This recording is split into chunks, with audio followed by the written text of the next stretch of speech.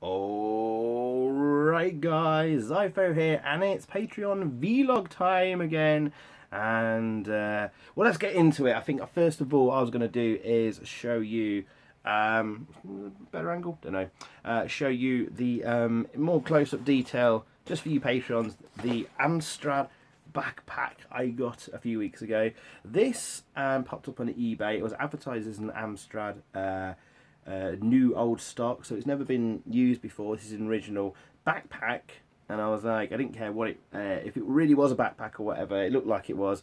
I literally could buy it now, and it was only like 20 quid. So I was like, yay, I'll take this. And there was about 3 or 4 of them on the same auction. He had 4 copies of this, so I got the last one, I think. So if you missed out, sorry guys. If you really wanted one, I thought I'd show you in more close-up detail. It's actually not technically a backpack. It was more a carry case for one of the Amstrad PPC portable computers. There was 2 models of them, and they literally, think of it like a big, huge, chunky laptop that would fold up in half. And when you unfolded it, there was a screen that can then flip out, I think, if I remember correctly, and it's literally about the size of the palm of my hand, really. Bag's falling down. It was tiny screen. It was meant to be a portable desktop computer, and they never thought of it as a laptop, but there you go.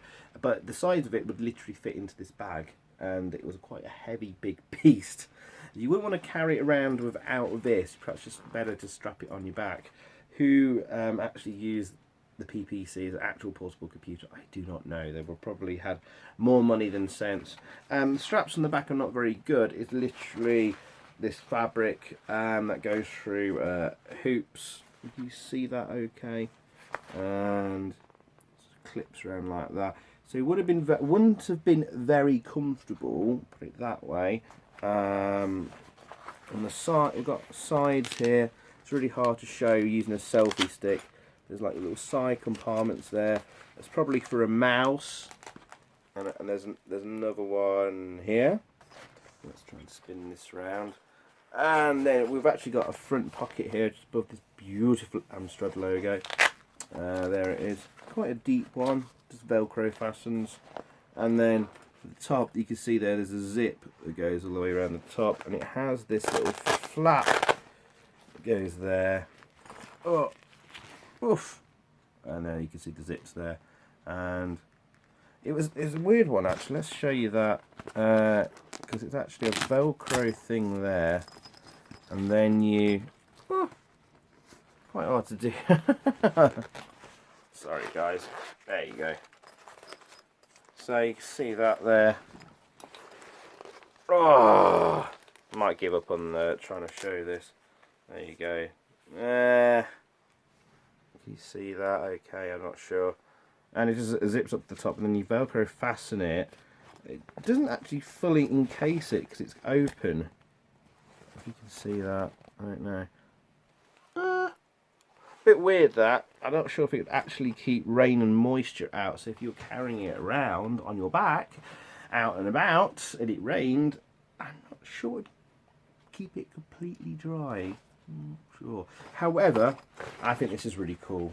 I think when I go to one of those like play expos or retro gaming conventions, I'm going to wear this on my back and be such a sad nerd about it. I don't care. I love my Amstrad. I love my Amstrad. Show and tell time. Guess what? Look at what this is, guys. It's going to be reversed, probably reversing the camera. I don't know. Grand Prix Rally 2. Remember I did a long plane review of this? Well, guess what? It popped up on eBay on disc. The Amsoft label is tiny. Look how tiny the disc is. Yeah. That should be the thumbnail. Maybe. Hopefully you two pick up this as the thumbnail. Anyway, 3 quid. Went for 3 quid. If you look on eBay at Amsoft discs, they're going for like, some people are putting them for buy it nows for like hundreds of pounds, and they are insane. I think there's Roland on the Run going for like 150 quid or something like stupid like that. Anyway, right, Q&A.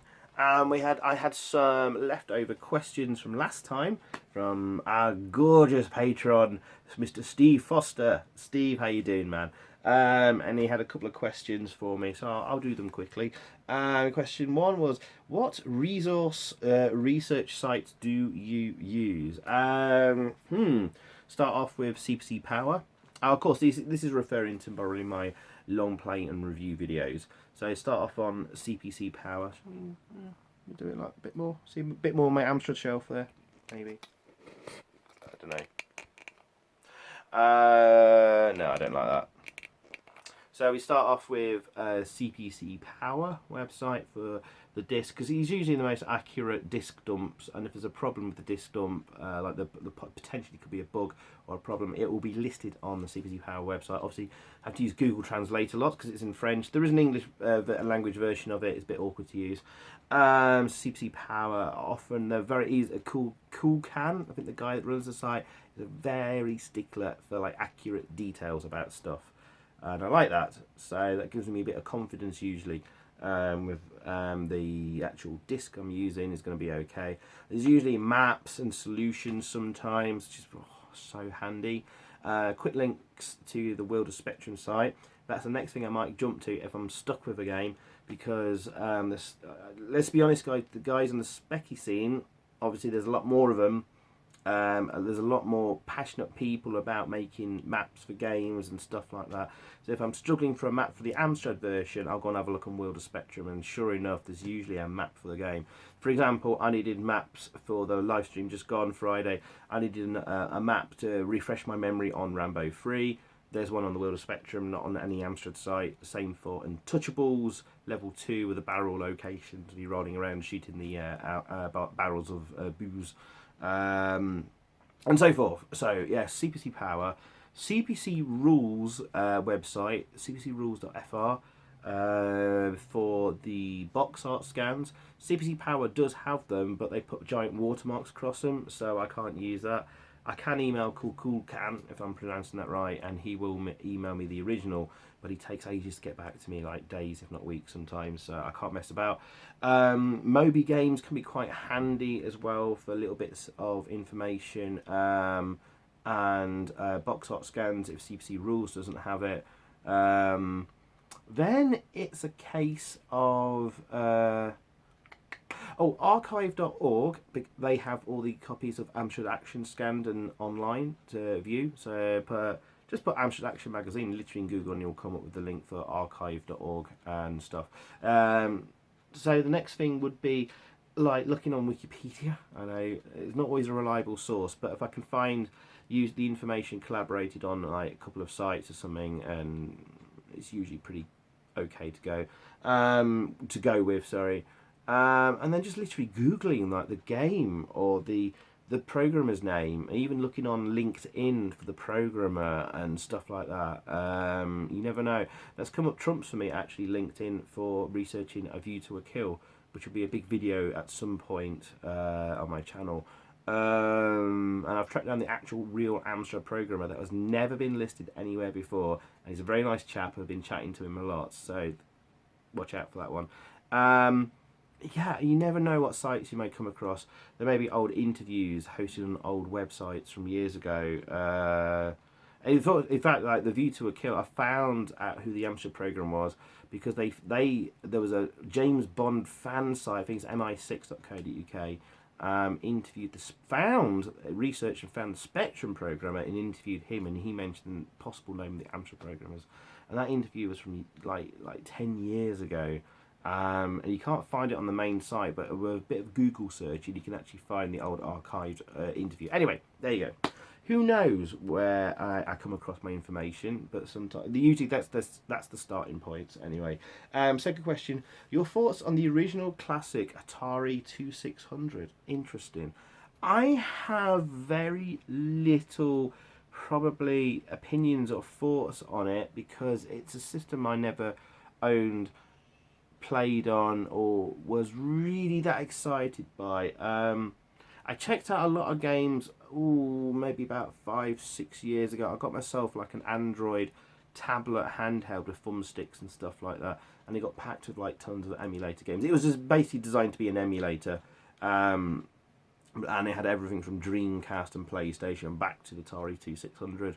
and I loaded it full of ROMs and stuff. And I played a lot of the Atari 2600 games and checked them out. They're old games, and there's often very little gameplay to them, you know, because it was a very limited machine. So it didn't hold my interest for too long checking them out. But I loved the charm of the thing. I think I own an Atari 5. Is it 5200, 5800? I forget the name. But my real fond memories of the early Atari machines are those Atari home computers. Was it the Atari 800 XL and XEs?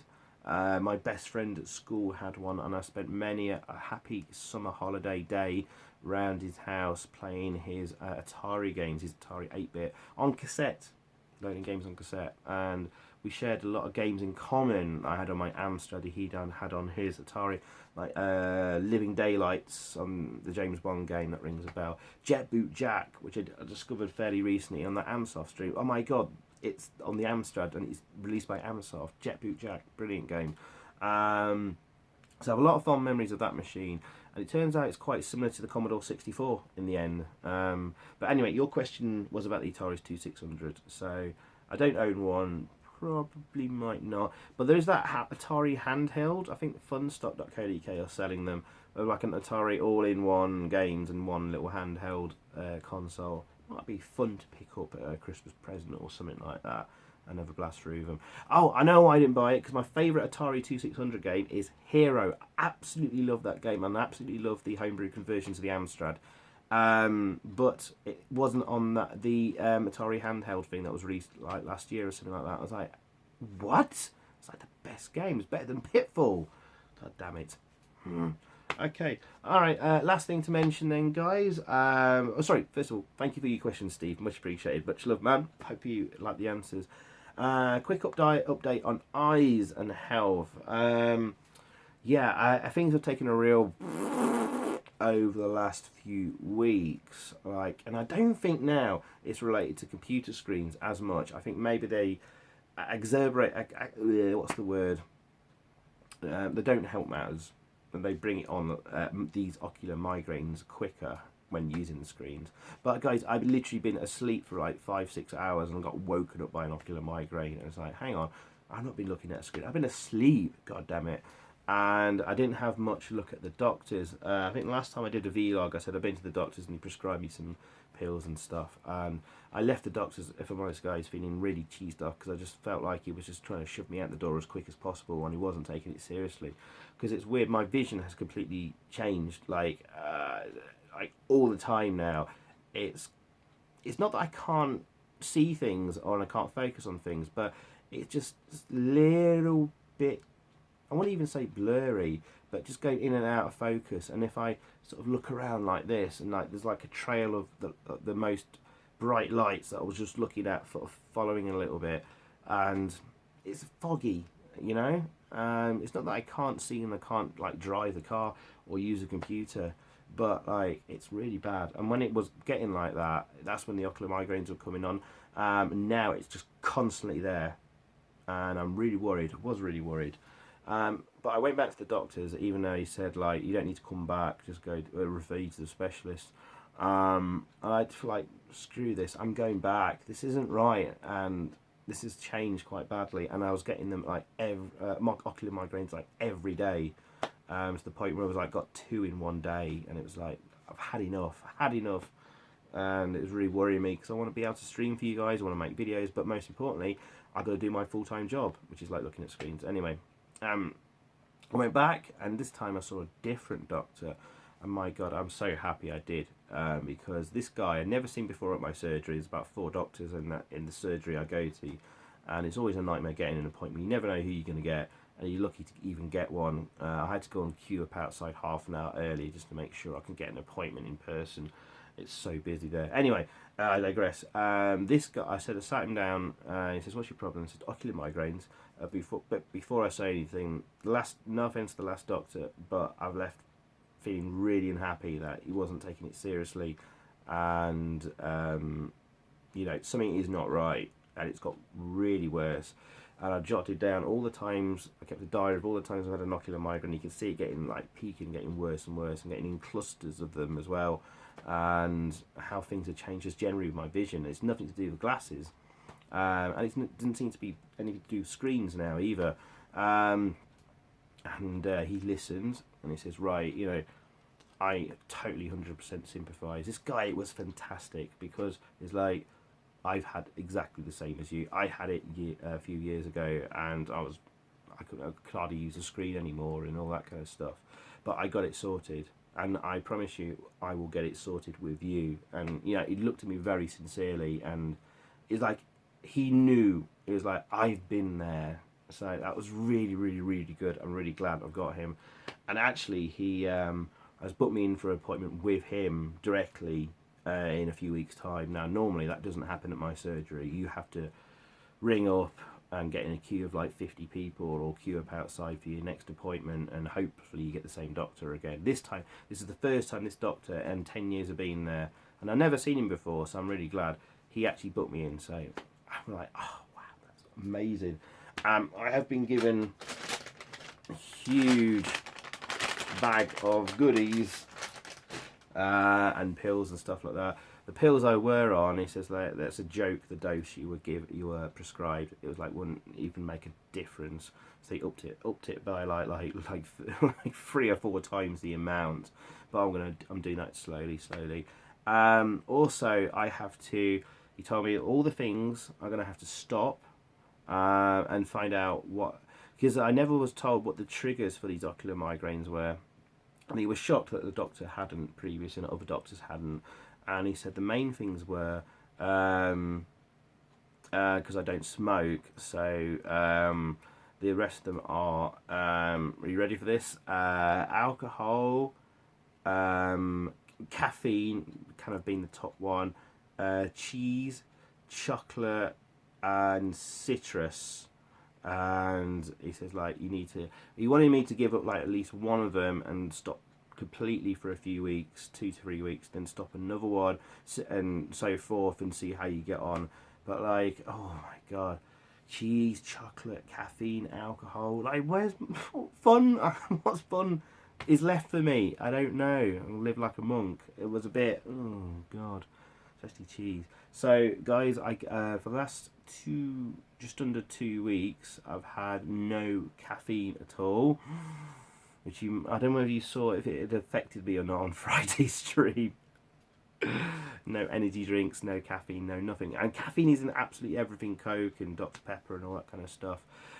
Citrus, I'm going to struggle with that one. Citrus, man, is in so much stuff. So, and if you look at any of those canned drinks or fizzy pop or whatever, if he hasn't got caffeine in, he'll have bloody citrus in, or citric acid. I'm like, oh my god, that's going to be really tough. I've had no chocolate in a week and a half, and cut down a bit on the cheese, but that'll have to be a work in progress. So far, I've not had another migraine, fingers crossed, but it's going to be tough. Alcohol's not a problem. I have a few pints once a month on a night when I'm DJing a club night. That's my once a month like alcohol. I used to have like a bit of red wine on Fridays. Used to bring it on the stream, but I haven't, if you've been noticing recently. So alcohol's not a problem, and that's not the cause of it. So there's a lot of things I'm gonna have to give up. Cheese, chocolate, caffeine, citrus. It's going to make it quite difficult to find stuff I actually like as a treat or enjoy. But hey, I'm going to give it a try, guys. I'm going to do my best. And then I've got my specialist appointment in July. So there we go. Been rambling a bit about that. Sorry, guys. You're probably fed up about hearing about my moaning about my bloody health problems. This could be a lot worse off. You know, I know a lot of some of my friends are really suffering with some horrible stuff. So I'm very thankful for my health. I just want to get this sorted because it worries me. I want to be able to do things for you guys, and obviously I want to do my full-time job as well. Okay, so there we go, guys. That will do for today. I've rambled on for too long. 20 minutes is quite long. I should perhaps keep these to 10 minutes at times. Let me know what you think in the comments, or reply to the Patreon post, guys, if you've got any questions. And if you've got any questions for a next Q&A, let me know in the comments below, or on the Patreon post, and I'll do them next time. Alright, and any other feedback, let me know, and all that kind of stuff. And just thank you for your continued support. Much appreciated, my dudes. And I'll see you again soon. Alright, cheerio. Bye bye.